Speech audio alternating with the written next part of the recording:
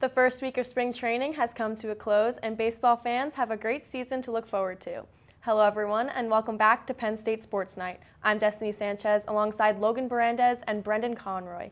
Tonight we will be breaking down this past week of baseball, as well as some teams and players you should keep your eye on. I'll start with you, Logan. Which club are you paying closer attention to this season? Yeah, I think judging by the way they spent this year, the Toronto Blue Jays have definitely looked like they could be a contender for this upcoming year.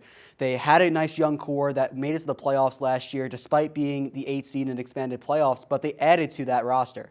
They got George Springer on a huge contract, and they got high-risk, high-reward guys that could make an impact this season, but they also could not.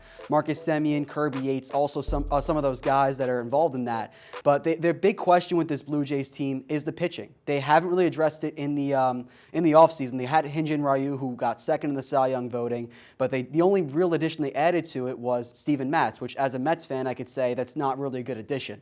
So the Blue Jays, they're an interesting young team to watch, and they've acted like they can be a team that could compete with teams like the Rays and the Yankees in the AL East. So I think the Blue Jays are a great team to watch out for.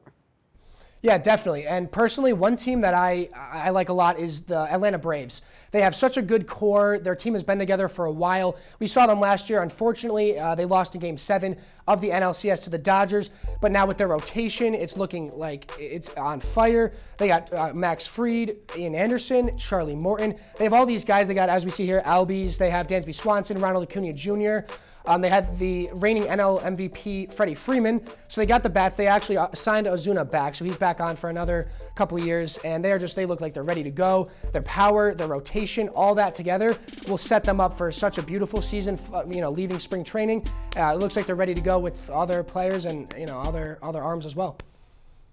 Yeah, the Blue Jays and the Braves got bounced out of the postseason last year, so let's see if they can battle back from adversity. Last year, we had young players like Kyle Lewis and Devin Williams take the majors by storm. As we turn a new page into the 2021 season, Brendan, who's an up-and-coming player who can break out this year? Yeah, so I absolutely love this guy, Ian Anderson, from my hometown. 2016, he was actually the first-round, 3rd overall pick. Went straight to Atlanta. He's been there his whole time, his whole career. He actually came up last August, which was awesome to see. You love seeing a guy from home throw out in the big leagues.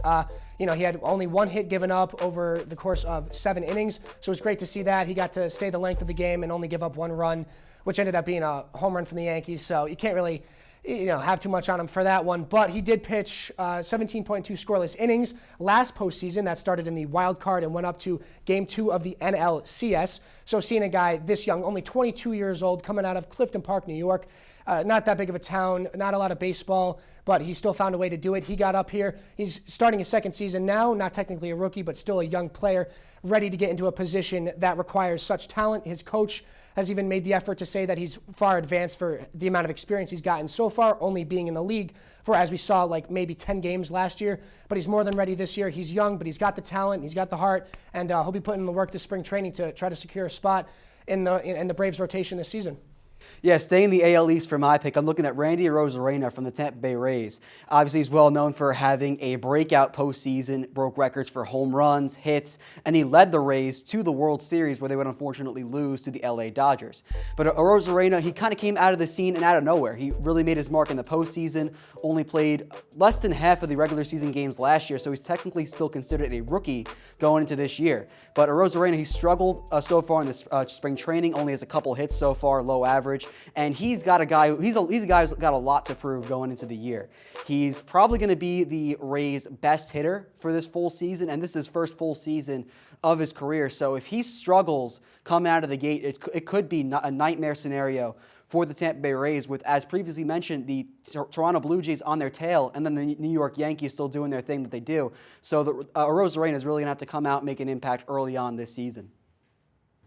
Having players that have that it factor can bring the team to the next level. Looking at players who can do it all, who do you guys consider to be the best 5-tool players in the game?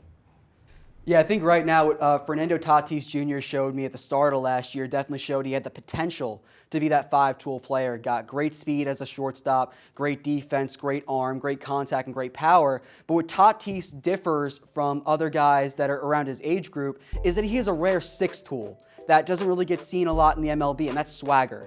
We saw that early on in the 2020 season where he hit a grand slam in a game against the Texas Rangers. They weren't too happy about it as the Padres were up big at that point, but Tatis didn't care. He's pretty much known for just changing the game at this point. He's one of the younger players in the game, but he's got a lot to prove as he hasn't played a full season yet in his MLB career, hasn't played more than 100 games in a season, and he's shown potential in both his rookie season and then last year that he could put it all together for a full 162-game season. And he hasn't finished top 3 in the MVP voting last year, which might be hard to believe because he had a really good start to last year, but he kind of cooled off towards the end, and we kind of saw that against the Dodgers in the playoffs, had less than a 200 batting average. But Tatis, he has the potential to get it done. Just the question is now on one of the rising teams in the MLB and now being one of the rising stars in the game, can he put it all together? Absolutely. And talking about swagger, one guy I got to bring up when we say that word is Mookie Betts. This guy is just a different breed. We've seen him, obviously. We know him. He has multiple awards, 2 Silver Sluggers, a two-time World Series champion. We saw him with the Red Sox in 18, the Dodgers in 20. He's been in multiple All-Star Game appearances. He is on fire. He's fairly young, but he's ready to go. He's on his second team right now. He spent most of his career with the Red Sox, but starting with the Dodgers last season, he was explosive, batted .292, was able to go with the Dodgers to the World Series and beat the Rays, who we saw last year. The Rays were awesome. They had, one very good team, but with Mookie Betts and his Dodgers team, they were just not, nobody could beat them. He's a phenomenal player. We will see him do a lot more of winning awards and stuff like that. We'll definitely see him another MVP. He's arguably the top best player in baseball right now, with respect to Trout, who people say is the best. But this guy, if he's not number one, he is pretty damn close. He's a great player and has a lot to bring. He's fast as well, as we saw for the past two out of the last 3 World Series. He's actually the reason America got free tacos for stealing a base. So he's got it all, not just hitting and fielding, but he can run. So he'll definitely help the Dodgers have a pretty good run back up to the playoffs coming this season. Yeah, those are great points. It's still early in the season, and it'll be interesting to see how this all plays out. That's all the time we have for this edition of Penn State Sports Night. Stay tuned for more MLB content as opening day is set to tee off April 1st. For Logan Bourandas and Brendan Conroy, I'm Destiny Sanchez, and we'll see you next week. Thank you for watching this edition of Penn State Sports Night. If you're a fan of our content, please be sure to subscribe to our YouTube channel for more clips. Also, follow us on Twitter at PSSN TV and on Instagram at PSU Sports Night to keep up with all the action. For all my colleagues, we are Penn State Sports Night.